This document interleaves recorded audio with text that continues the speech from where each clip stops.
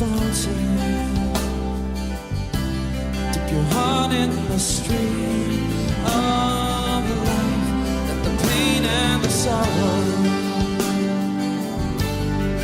be washed away in the waves of His mercy. As deep cries out to deep, we sing, come, Lord Jesus, come. Come, Lord Jesus, come. Well, thank you for joining me for what I believe is going to be one last time in this way. There may be podcasts in the future, but I don't think for the purpose of to replace in-person services. If everything goes through as we believe that it is going to go through, according to the announcements that will be made in this upcoming week, in-person services will begin next week, Sunday, which would be February 13th. And so I'm quite excited for that. And it takes some time putting these things together. And I noticed that when I kind of review them, sometimes my eyes are going every which direction because I don't know where to look, where it makes it look like I'm actually looking at you. And so I think I got to kind of figure it out for this welcome. But I'm excited for this particular podcast too. And there are certain messages that I have brought forward through these podcasts that I so badly wished I could actually do them in person rather than through a recording like this, because I think they're so relevant. They speak to us, Luke 5 and Isaiah chapter 6. And this idea of being out on deep water, rolling water, and through that video that you saw of ocean, of a rolling ocean, and then the lyrics, all who are thirsty, all who are weak. Have there not been some very desperate moments over the last 2 years where we felt some, just the pressure and the tensity and the anxiety of all that we've had to kind of go through as citizens of this country? And we share that kind of tension globally too with so many. And at times it feels like we're on shaky ground when it comes to faith, when it comes to church and things of that nature, and what is happening in our world today. And then when we take that and we look in our own selves, and sometimes we go through things that it feels like we're in deep water. And who can control water? Only God can control the water. And yet that's the very place sometimes where God calls us, is into the deep, metaphorically speaking. Not literally into deep water where we have to swim, but metaphorically into the deep waters of life, where we are in places that are uncomfortable, where it is a time to flesh out our faith, to seek God in such a way that where we are so cognizant and so aware that, God, you are the only one who can get me through all of this, but I want to cling to you. That's what this podcast is encouraging. That's what it is about. Psalm 46, the very beginning of it, it says, God is our refuge. He is truly our helper in times of trouble. For this reason, we do not fear. We do not fear when the earth shakes and the mountains tumble into the depths of the sea, and when the waves crash and foam and the mountains shake before the surging sea. There's so much in this world that creates a shaking and a quaking, right? Where we wonder what is happening next, what's happening within me, what's happening in our world. But we do not fear because God is there and God is in control. That's what this podcast is about. Also, I encourage you just to look at the prayer list as well again. Ruth lost her sister Laura this past week. Some of you know who Laura is too. So keep Ruth and her family in your prayers. And also, as I speak as I deliver this right now in this moment, Carol will be having surgery will be having a lumpectomy this very day. So I'm not sure how that's, what the status is of that is at this moment, but keep her in your prayers as well as many others. And so I pray and trust that you'll be encouraged, and I look forward to next week Sunday. But I hope you like this too. So the Lord be with you, and God bless. Deep cries out to deep, as deep cries out to deep, we sing, come, Lord Jesus, come. Won't you come, Lord? Come, Lord Jesus, come.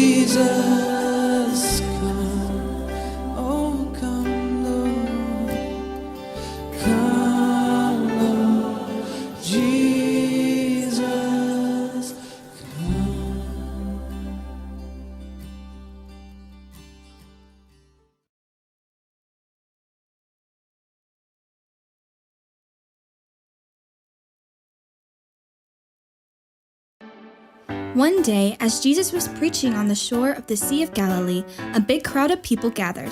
As the crowd grew, the people pressed closer and closer to Jesus. Jesus saw 2 empty boats at the water's edge. The fishermen had left and were washing their nets. Jesus stepped into one of the boats. It belonged to Simon and his brother Andrew. Simon? Don't you mean Peter? Well, later Jesus gives Simon a new name and calls him Peter, but that hasn't happened yet, so in this story, his name is still Simon. Got it. So where were we? Oh yeah, Jesus asked Simon to take him out on the water away from the shore. Right, and Simon did it. Jesus sat in the boat away from the shore and taught the crowds from there. When Jesus finished teaching, he said, "Go out where it is deep and let down your nets to catch some fish." We worked hard all night and didn't catch a thing, but if you say so, I'll let down the nets again. Simon and Andrew let down their nets, and this time, when they pulled the nets out of the sea, they were so full of fish they began to tear. They called out to their friends who owned the other boat. Guys, bring your boat over here. You're not going to believe this. James, John, and their father Zebedee brought their boat over.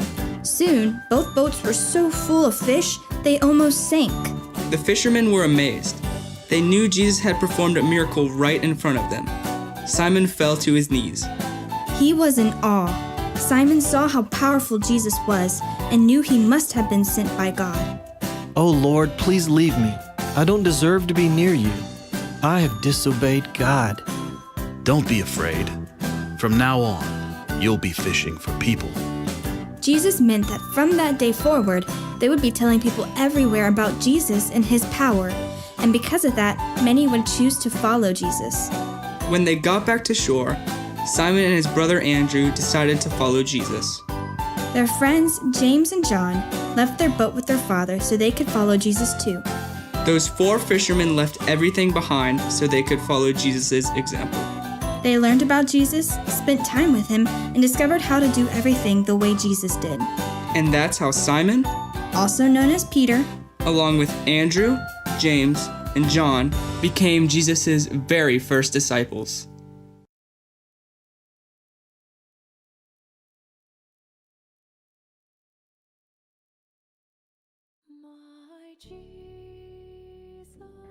Our first reading comes from the book of Isaiah, Isaiah chapter 6, verses 1 through 8.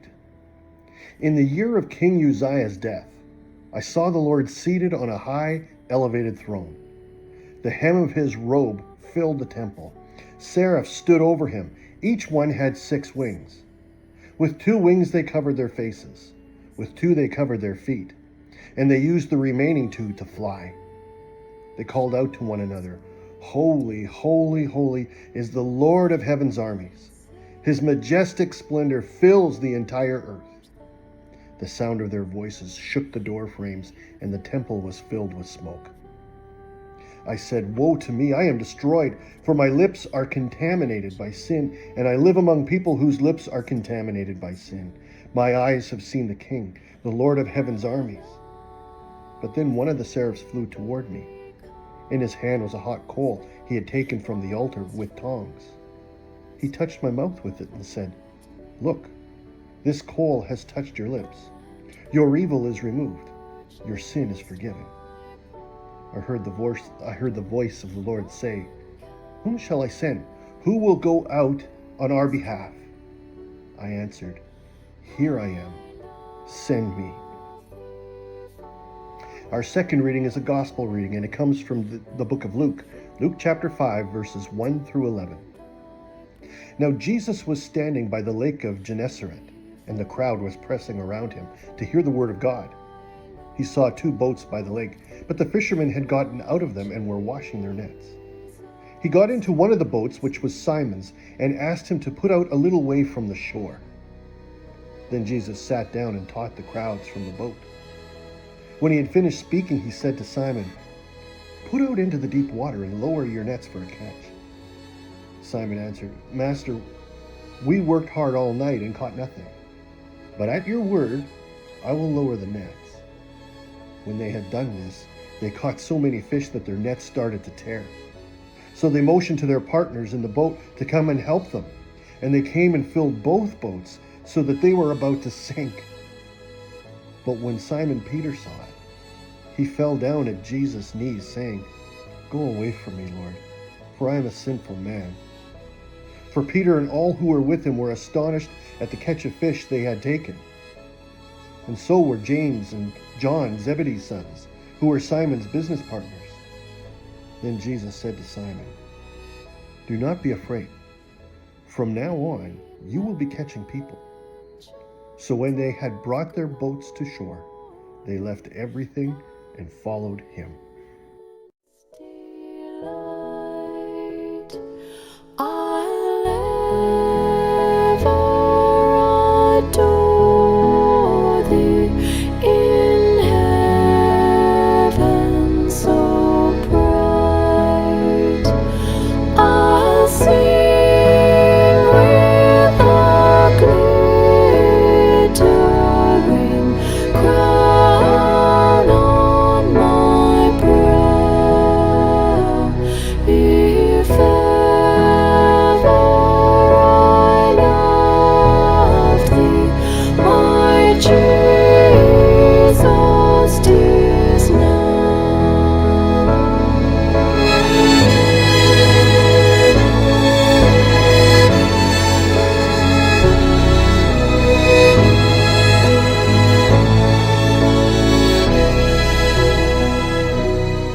If ever I loved thee, my Jesus, 'tis now.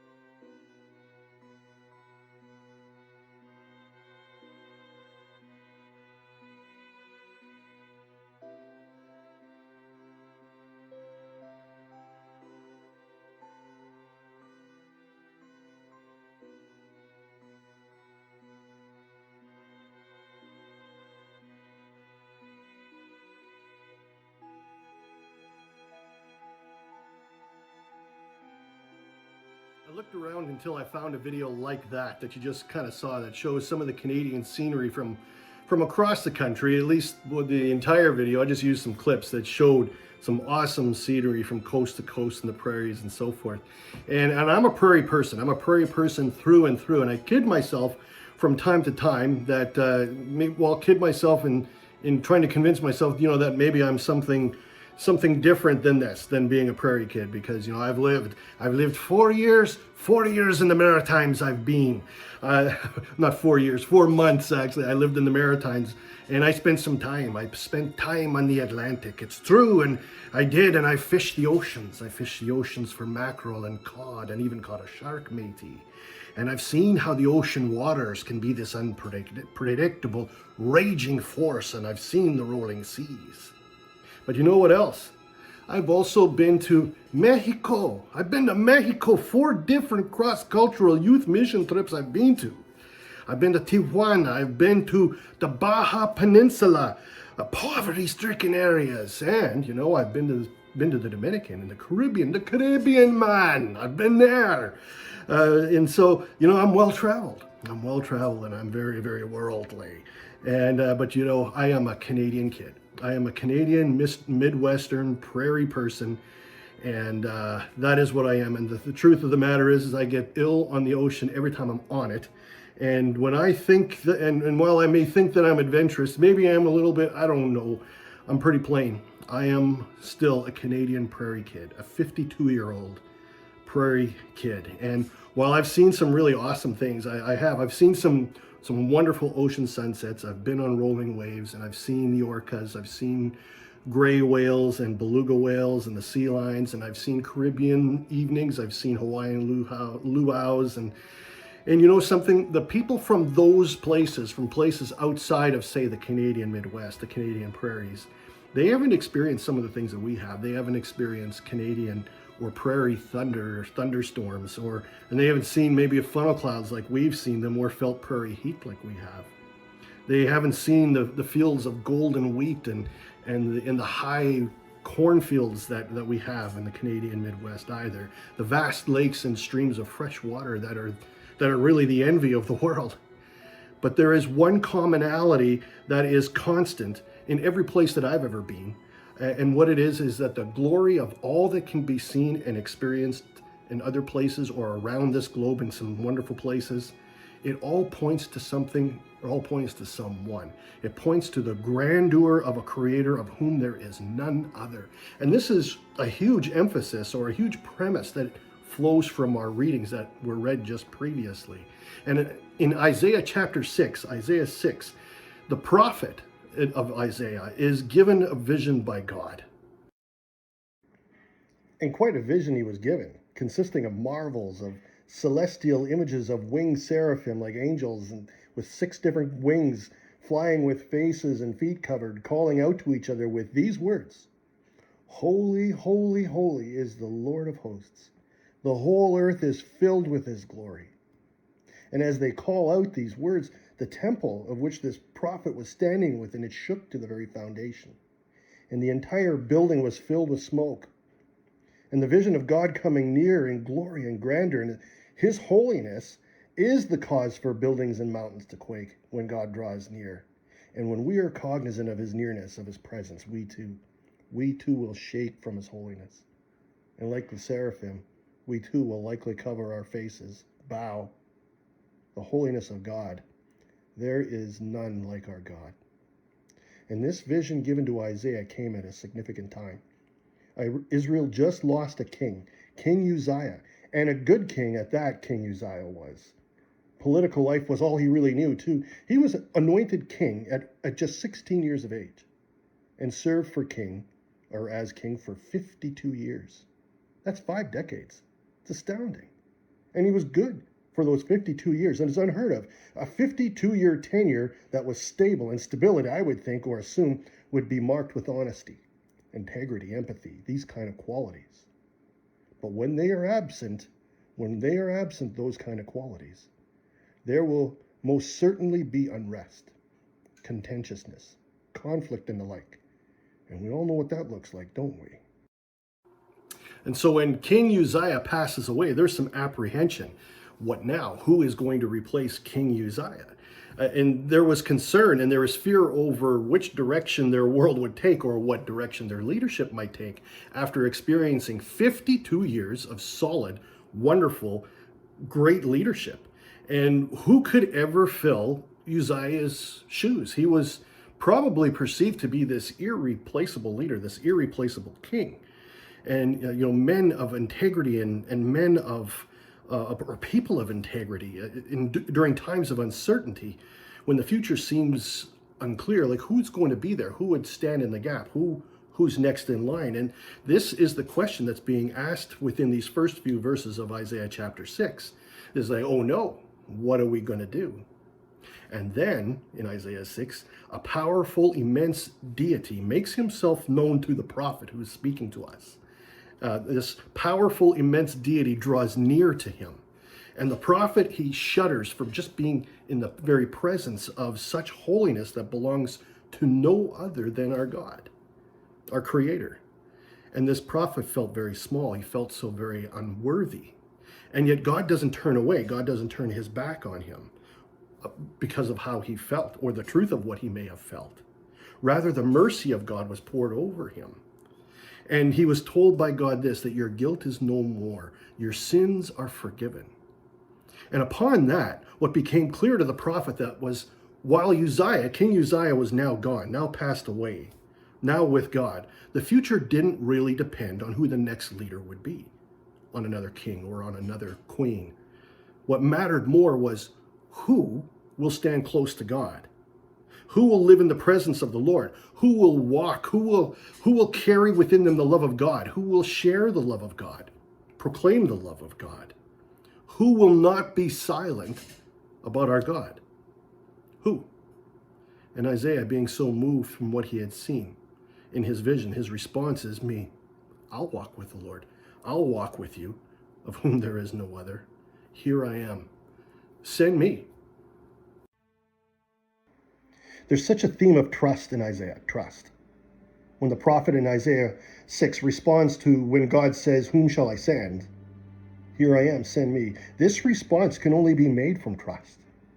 The vision he was given by God, it had moved him so much. The vision, like a dream, had such an impact on him, stirred in his spirit, and he became completely convinced that God, there is none like our God. He is so otherworldly, so holy, and yet so affirming that the prophet can confidently announce, yeah, I will go. I will go, send me. I will be your messenger. I will do whatever because I know that a holy God is with me. I have seen his grandeur. I have seen his power. And I've been given a glorious taste of mercy. My God is with me. Knowing that God is with you, not only with you, but for you, and so wanting to walk with you in this world, to walk with you in your life. When you hear the words, holy, holy, holy Lord, the heavens are filled with your glory. The whole earth is filled with your glory. It is this God who is with you, enveloping you with his glory. Oh, and to be more cognizant and aware to the glorious presence of our most holy God, of whom there is none other. Who wouldn't, or what wouldn't we be able to face in this world with an awareness like that?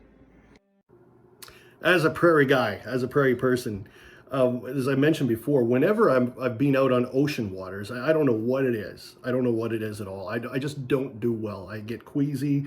And why? You know, the motion of the ocean, likely. But as much as it is that, just the thought of being out in the ocean blue, that is, the ocean blue being that it is so deep and it's so vast, so much of the unknown exists within the ocean depths, within that deep water. And really, what a metaphor the deep water is for life. Water is such a powerful force that can't be controlled. And now, how much of life comes our way where we would say the same thing? Where you might say, you know, I didn't see that one coming at all. That one in life, I didn't see it coming one bit. And you feel powerless in those moments, and even scared when in those kind of deep waters of life. A deep sense to the presence of God in deep waters is that life preserver we all need to have a firm grip of when you're far away from the shallows. Deep waters. Scary places to be sometimes. What have you found in the deep waters of your life? Maybe an unwelcome diagnosis of an illness that is either yours or it belongs to a loved one of yours. It's deep waters. Loneliness. The loss of a loved one has left an unfillable void and it hurts every day. Deep waters. Depression. That kind of mental state which leaves you feeling so worthless or so sad. Even when you know that depression tells you lies of yourself and of what's around you. Its grip is like a foot on your chest. Yeah, deep waters are waves of concern that crash, filling the cavity of your soul with a weight that is nearly suffocating. Deep waters. In the Gospel of Luke, Luke chapter 5, Jesus took Peter and a few of those who would eventually become his disciples. He took them out into deep water on one particular afternoon, or maybe it was late morning. It was Simon, also called Peter, along with a few of his fishermen friends, after a night of profitless fishing, sailed up onto the beach. And they're dejected and they're tired. And Jesus was along the shore, and a crowd of people had gathered around him, and Jesus took that opportunity to talk with that crowd, a crowd that was hanging on every word that he spoke, including Peter. And Jesus, to be heard well, he asked Peter if he would take him out a little off from the shoreline, in his boat, in Peter's boat. Like, I'm assuming it's Peter's boat. And he wanted him to do this so that his voice would project a little better as he's talking to this group of people, projecting off the water and then up the beach, and that would allow him to be heard better by that assembled crowd. And Peter, well, he obliged. Okay, fine, yep, sure, get in, let's go. And Jesus, he finishes speaking to the crowd, and then he turns to Peter, and he says, hey, let's go out a little further, out there, pointing out to the water, into the deep water. Let's see what we might catch. Come on, let's go. And Peter, we were in the deep water. We were in the deep water all night, and we didn't catch anything. It's not that there's anything out there, but they're just not biting. It's not worth it. And this isn't prime fishing time right now either. That's why we're on the shore. But Jesus, maybe with a twinkle in his eye, maybe with a little wink, come on, Peter, deep water, let's go one more time. And with that, Peter relents. Okay, all right, let's go then. But I'm doing this only because it's you who's asking. And let me say this is precisely what Jesus puts before you. The invitation, the honest, sincere, genuine request to accompany him and go into the deep water of your life, which has been your grief and your pain. Let's go. Let's go and face it together, and let's see what we will find, the healing that will be there. The deep water can be unsettling, but it's the deep water where Jesus wants to take us to. That's where we find the matters of the heart, of our heart, that need to be faced, those things that need to be confronted that are within ourselves, where we're faced with our real issues, which prevent us from experiencing the abundance, all of the abundance that Jesus has to give to us, such as real peace, lasting peace. And our deep water issues, those issues of the soul, those issues of the heart, those things within us that need to be confronted, it's those very things that are keeping us from experiencing or feeling the love of God in our heart or being poured over us. We want that deep, personal, intimate connection with Jesus. We want that with the one of whom there is no other. We want that connection. And this happens when we face our real issues, whatever they are, whatever they might be, a struggle to forgive maybe, or pride perhaps. The wonders of the deep water that Jesus leads us to, that's the very place where all that stands between us and him is confronted and drowned away. It's dealt with, it's moved away. Jesus helps us get rid of those things. He takes them from us.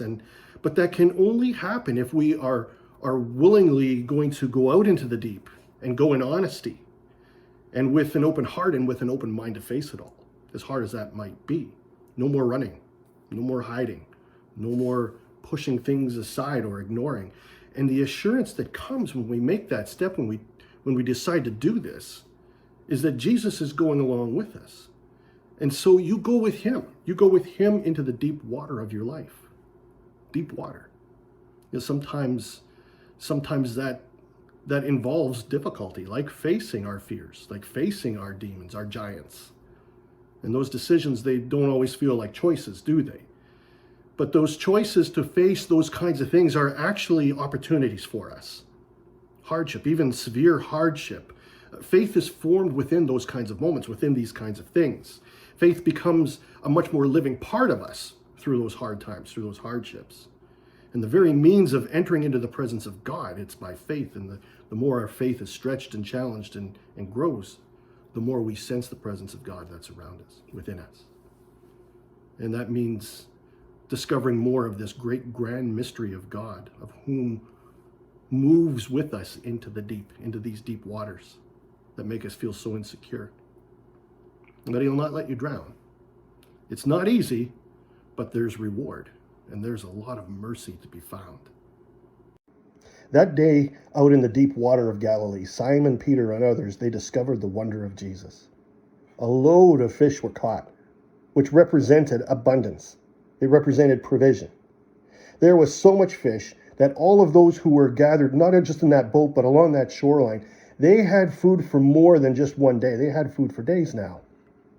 And the people were astounded by this. And Jesus, turning to those in the boat, you think this is awesome? Come and follow me. Walk with me. And you will see so much more. We will see so much more together. We will share the love of God our Father, the good news of his kingdom of love. We will share it with the world and become witness to the lives of many being changed as they find meaning and purpose and belonging, as they find relationship with the one of whom there is no other. You can depend on Jesus. He will not let you sink. He will show you wonders that flow from grace and mercy. And you'll be overcome with the love of God. And there will be nothing in life that you will be unable to face. Deep waters. Go there. You will not be alone, and you won't regret it either. There is much greater regret, though, in remaining in shallow water, in the harbor. That is so unsatisfying. It would be so unsatisfying to be stuck looking out only from the shadows toward the deep water. Because God is calling you to more. God is calling you to abundance. He is calling you to himself. He is calling you to share life with him and with many others who are searching and who are just like you. So pray today. Pray this. Pray, Lord, I am ready to enter the deep waters. Oh, and I'm scared. And I'm nervous. And I need persistence. And I need perseverance, understanding, and courage. But I believe that you will give it to me. So here I am. Here I am. I'm ready for it. Jesus is waiting. He's waiting for you. And maybe even with that same smile, if that was a smile, or that twinkle in his eye that he gave to Peter, maybe even a wink when he said, let's go out there. Let's go. Let's go into the deep water that's out there. And let's see what we'll find. You'll love it. And you will never be the same again. So let's go. Come on. And so will you go? And how do you wade into the deep water? How do you get out there? Well, you pray. And you seek God's word, and you call out to Jesus, and he will answer you. And you will find that there are others who have this desperate hunger for the Lord, just like you do. And they are your brothers, and they are your sisters in Jesus, whom you can share with and pray with, encourage and be encouraged by. And all of this and more awaits to everyone who will say to Jesus, here I am with you. Oh, for the church across this country to band together with that kind of a commitment, to go into the deep waters of their soul and face what's there and repent and confess and see what God will do. The light of the encouragement that will come from that as you wade into the deep. So God bless you. Thank you for joining me. And I look forward to next week, which I believe will be in person and live streamed.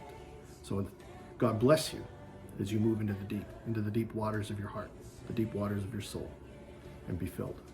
Go in peace and serve the Lord. Amen. Flow like mighty waters, again and again. Sweep away the darkness, burn away the chaff, and let a flame burn to glorify your name. There are higher heights, there are deeper seas. Whatever you need to do, Lord, do in me. The glory of God fills my life, and I will never be the same again. Fall like fire, soak like rain, flow like mighty waters, again and again. Sweep away the darkness, burn away the chaff, and